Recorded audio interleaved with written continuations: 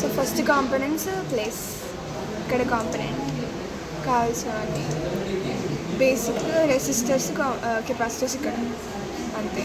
ఇక్కడ రెసిస్టర్ ఇలా వస్తుంది,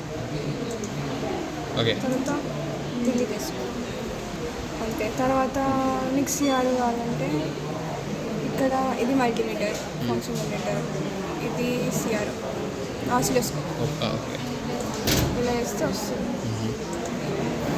ఇవి ఇలా కనెక్షన్ ఇచ్చుకోవాలి అంతే. తర్వాత ఒకవేళ వేవ్ ఫామ్ కావాలంటే డబల్ ట్యాప్, ఇక్కడ ఛానల్ ఏ, ఛానల్ బి, ఇది మిల్లీ వోల్ట్స్లో ఉన్నాయి, ఇది వోల్ట్స్లో వస్తుంది. ఇది 0 AC 0 DC అంతే. రన్ చేయాలంటే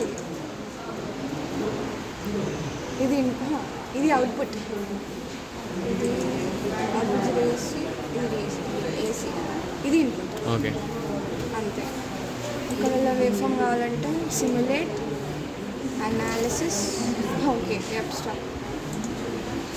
స్టాప్ చేయాలి. సిమ్యులేట్, అనాలిసిస్, ఏసీ అనాలిసిస్, ఇది మెగా హెడ్స్ 10 పెట్టుకోవచ్చు, 1 పెట్టుకోవచ్చు.